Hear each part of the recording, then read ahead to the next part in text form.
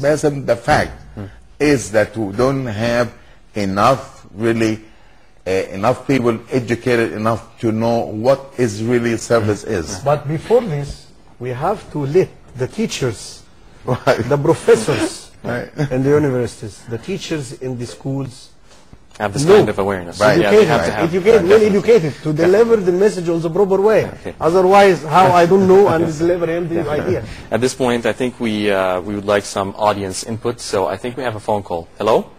Hello.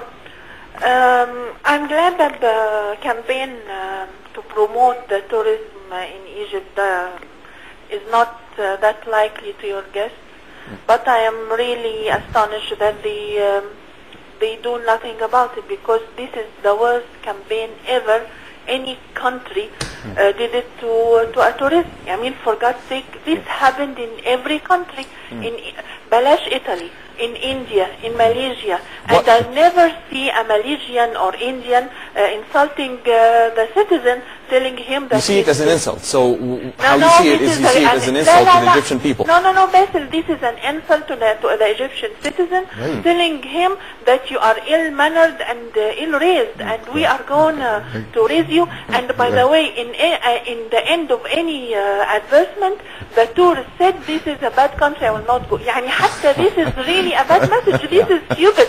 I hope you invite one of those officials, because I'm going to eat them alive on air, inshallah. Okay.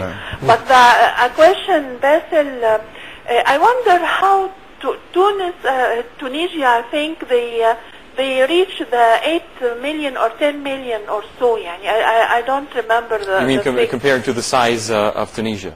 And another thing, why we didn't build hotels in the El Wadi Gidid and El Wahat Oasis? Which is more potential, unused potential that we have here in Thank you Egypt. so much. Thank you very much. Okay, so we'll try to be more concise because we are running out of time. I really think she does have a point. And she is one of the people, of the regular people, that they notice that this is really insulting. I think we have to review this campaign one more time. I mean, here the tax department, they did the taxes, you know, and really it was very positive. I mean, we all liked it, we all go for it, because there is a good way of how to tell us what, you know. But with a campaign about tourism, it's very tourist. You know that. That's very touristic. Regarding her second point, she was mentioning Tunisia. And are there any lessons that we can learn from Tunisia? I mean, comparing the country's size to its tourist volume. Let's agree like that. It's not a matter of Tunisia is smaller or bigger or something like that. And let's be realistic. We have environmental situation, constraints, and so on. We have something like our infrastructure can absorb all such number of people or not. If we have such constraints, let us improve the quality. If you are not able to bring higher people and then a number of people, I mean, improve the quality.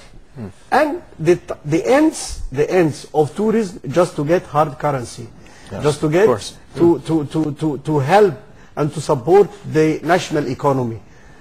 If I have a problem with numbers now to increase it, so let us find a way out to make the quality higher and increase our prices, matching with good services, and accordingly you will find the person who is working in tourism is getting good income.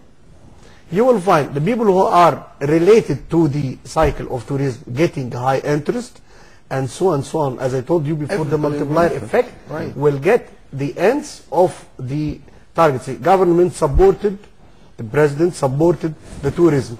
The government gave exemption of taxes for 10 years and so on. All such factors supposed to help the people to increase the prices and insist on this increase. Definitely.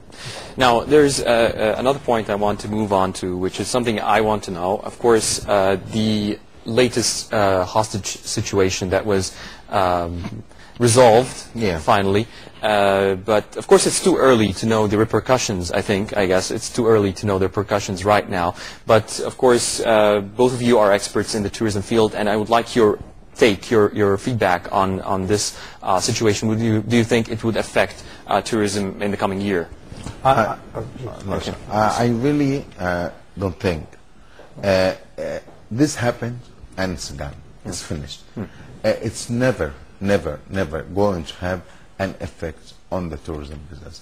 We had more problems before and overcome it. Problems are everywhere, anywhere in the world. I mean, this is nothing new. And for us here, we control it. Our forces, you know, they were really up to date. And I mean, I read the newspaper, you know, everywhere in the world, and they said that the Egyptian army or the Egyptian forces dealt with the problem very professionally. And the people came out, you know, they were safe, they were going back to their country. This is absolutely fine.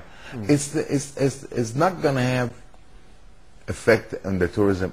I don't think so at all. As a matter of fact, this season, as we speak, is fully to the top, fully booked. Okay.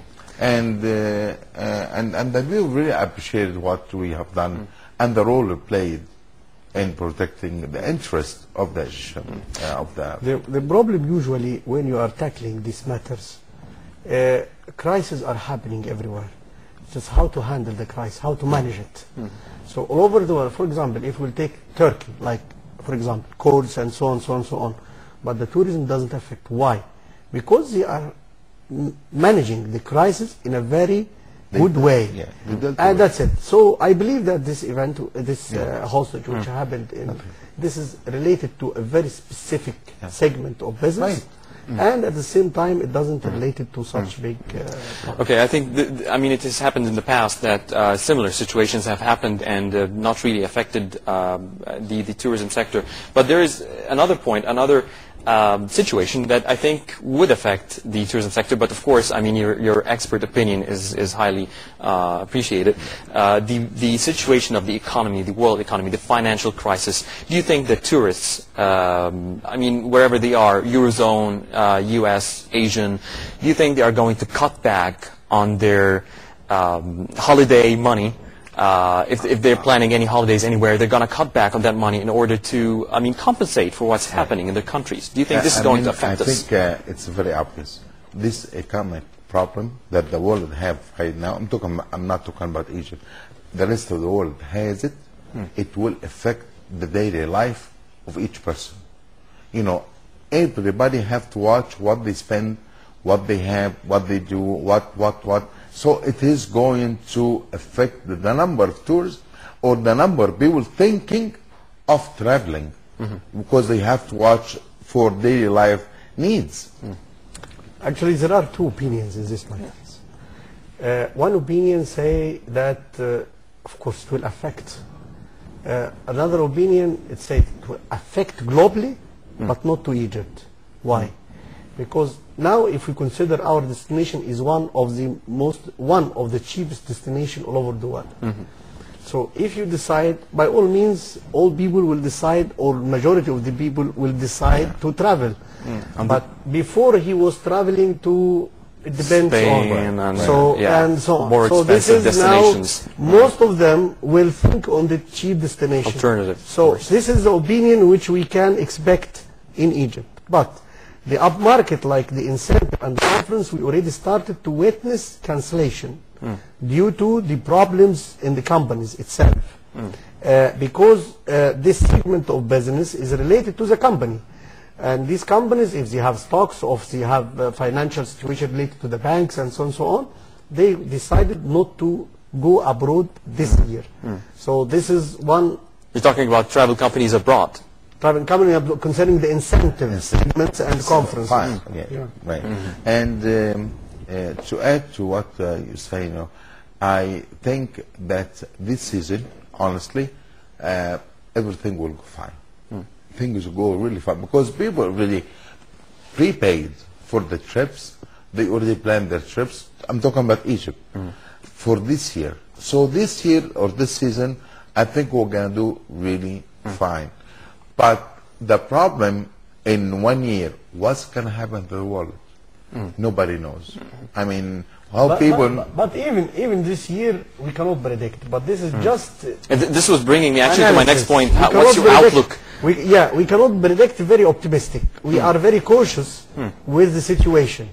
But as I told you that there is two opinions. One will say, okay, we will dramatically will be affected and so on.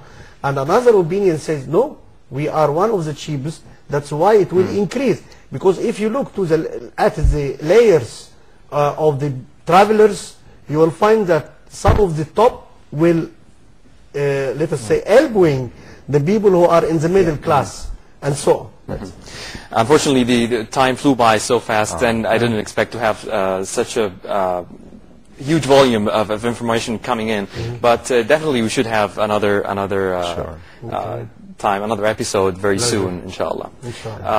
But I'd like to thank you at the end for joining us, Dr. Mustafa Khalil, Deputy of Tourism Committee at the AJB, and Mr. Mohamed Nazmy, Member of the Chamber of Tourism Companies. Thank you very much for coming in. Thank you very much, and really was very nice to talk to you and talk to the audience, you know. Very effective, and I wish the best. We appreciate you coming in. Thank you. Thank you very much, sir. And for all of you watching us from home, that's it for this episode of Mondays. I am Basil Sabri. Please do join us again next Monday. Till then, it's goodbye. Goodbye. No.